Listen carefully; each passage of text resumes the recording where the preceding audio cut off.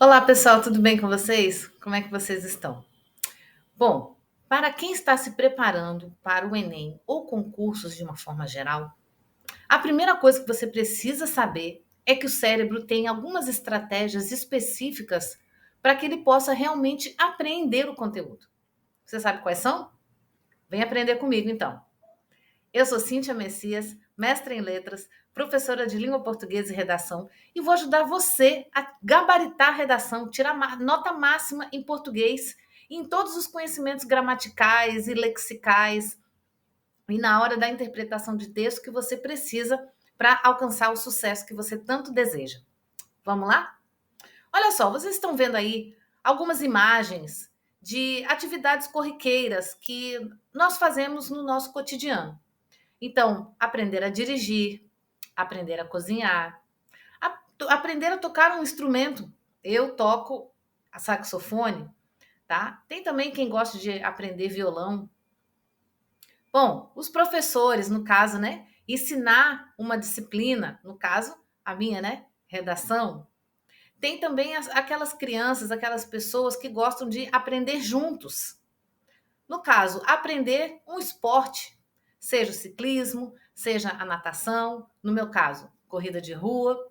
Então, como é que tudo isso, o que tudo isso tem a ver com o cérebro aprender para me facilitar na hora de tirar nota máxima na redação? Vamos lá?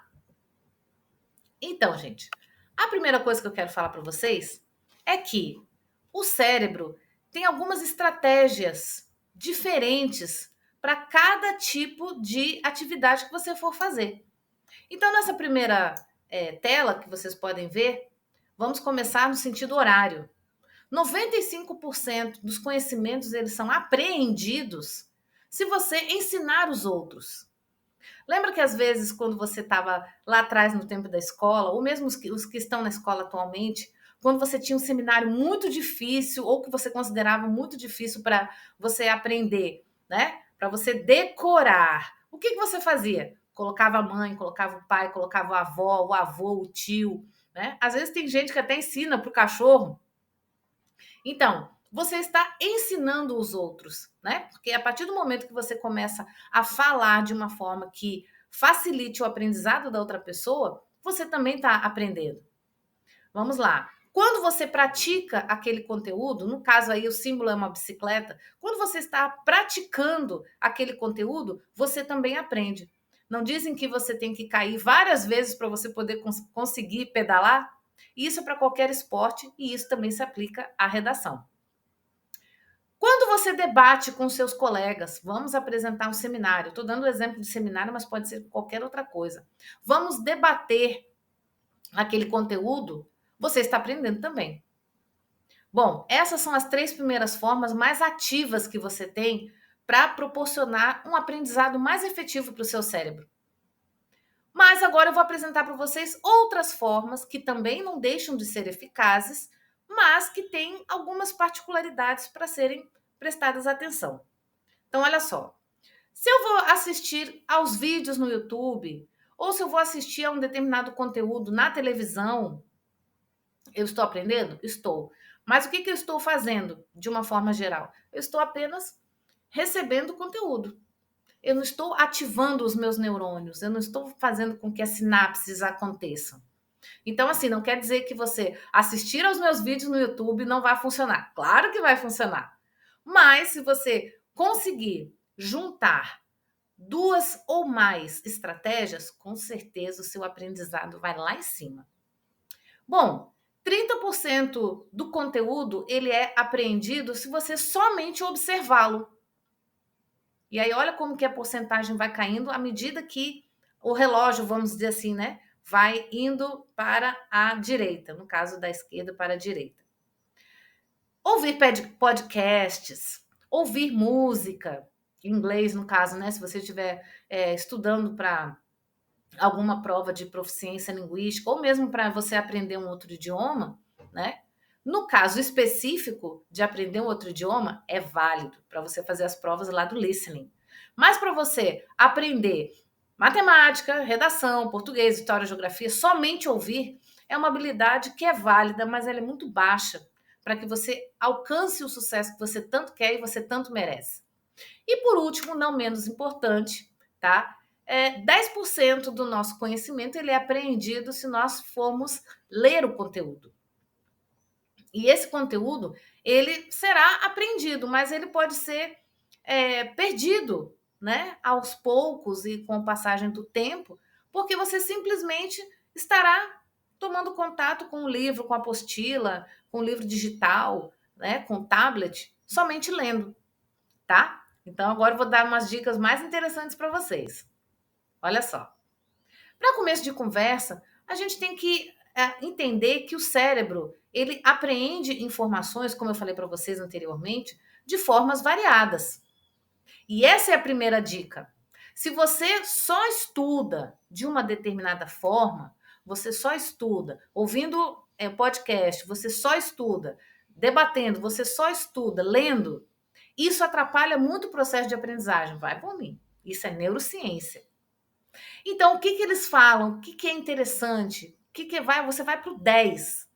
Você tem que combinar as metodologias ativas e passivas. Eu já falei alguma coisa sobre elas no post anterior. Então, aqueles métodos que envolvem uma maior participação ativa do aluno, com certeza eles resultam em uma maior retenção do conhecimento. Ou seja, aqui realmente há a aquisição do conhecimento. Os 3 primeiros métodos que eu falei para vocês são ativos, ou seja, mais eficientes para o conhecimento, e os outros 4 são passivos. Não que eles não sirvam para nada, claro que servem, mas eles são menos eficientes. Vamos ver cada um agora? Bom, pessoal, como eu falei para vocês, 95% da aprendizagem ocorre quando você ensina os outros. E esse é o nível mais alto de processamento cognitivo que nós temos para o nosso cérebro.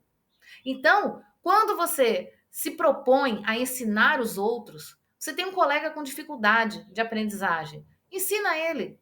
Você tem a sua linguagem própria, vocês têm mais ou menos as mesmas características. Então, isso facilita não somente quem está ouvindo você, como seu tutor, como principalmente você que está ensinando os outros, porque quem ensina também aprende, tá? Vamos lá, o próximo. 80% da nossa aquisição de conhecimento está quando nós praticamos aquele conteúdo. Então, para você aprender regra de 3, você tem que praticar. Para você realmente aprender a escrever um texto dissertativo argumentativo dentro da estrutura correta, você precisa praticar. Não adianta você pegar várias notas, redações nota 1000, se você não pratica. Obviamente, você tem que ler para você apreender a estrutura correta da dissertação, tá? Do gênero textual, dissertativo, argumentativo, para que você realmente consiga implementar, aplicar na prática e realmente obtiver a nota máxima na redação. Ai, professor, é tão difícil tirar 1000 na redação. Não é tão difícil assim, não. Futuramente, eu vou te dar as dicas, eu vou te dar várias aulas e farei um compêndio. Eu vou aplicar todas essas dicas que eu estou passando para vocês. E se você praticar, depois você me manda um direct, faz um comentário, tira suas dúvidas, mas eu preciso que você pratique. Só praticando, como é que você vai aprender um determinado conteúdo, por exemplo, de matemática, se você não pratica, tá? Então, fica a dica: pratique, escreva muito, faça vários exercícios no aspecto gramatical. Você tem que fazer lá, você tem que identificar quais são as orações subordinadas, as orações coordenadas. Como é que eu vou identificar os tempos verbais? Isso é praticando, fazendo exercício. Não se canse de fazer exercício. Isso só vai te ajudar, tá bom? E no caso de redação, compre o seu caderno de redação bem grosso ali para você escrever as suas redações e aí com certeza eu vou te ajudar a você ser bem exitoso nessa prática. A próxima dica é você debater. Vem debater comigo. Vamos conversar, porque isso reforça o seu aprendizado. Porque aí fazendo isso, você debater com as pessoas, principalmente você conseguir argumentar, tá? Os teus argumentos eles têm que ser bem sólidos. Não é porque sim, porque não, porque eu acho, não. Você tem que argumentar e para isso você tem que debater com as pessoas. É uma excelente forma de você apreender o seu conhecimento. Bom, pessoal, então até a dica anterior eram os métodos ativos. Agora vamos começar para os métodos passivos. Reforçando, não quer dizer que não sejam importantes ou que sejam menosprezados. Mas toda vez que você integra esses recursos visuais com a prática, com o debate, com os ensinamentos, tá? Por meio de diagramas, gráficos, mapas mentais, nossa, o seu conhecimento com certeza será mais do que 50%. Mais do que somente ficar assistindo aos vídeos. São importantes? São, não estou desmerecendo, não. Mas, se você combiná-lo com outras estratégias, você vai para o 10. 30% do nosso conteúdo que nós aprendemos é somente observando. E aí, aqui cabe um parênteses.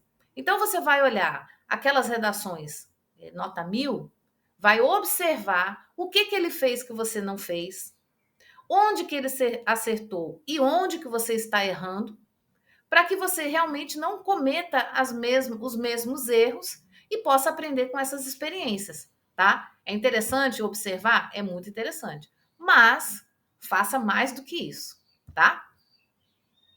Pessoal, eu particularmente, eu sou uma pessoa que adora ouvir música enquanto eu estudo. Tem gente que não consegue.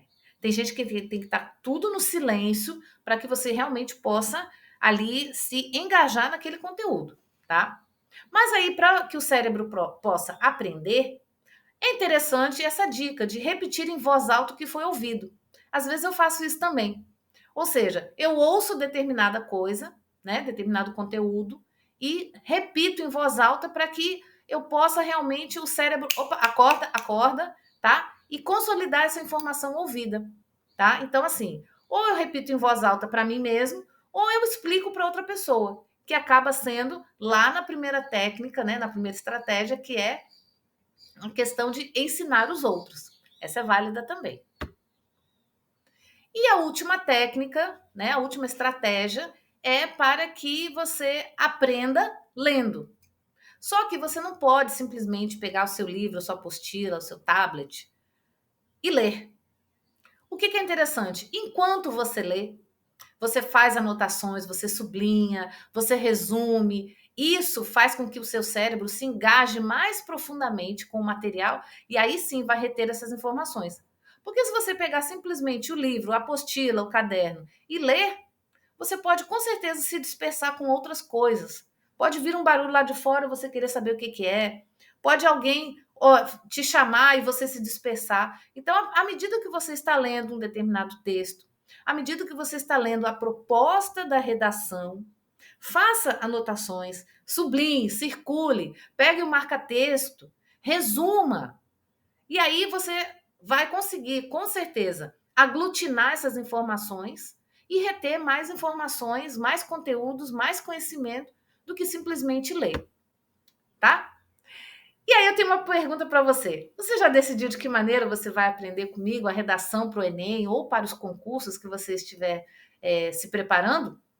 Vou te dar algumas dicas, hein? Presta atenção nas cores das palavras. Pratique os exercícios, debata comigo as suas dúvidas, assista aos meus vídeos no YouTube e no Instagram também, os Reels, os Stories. Ouça as minhas dicas e leia os meus posts. Afinal, aprender redação para o Enem comigo é massa. Vem comigo?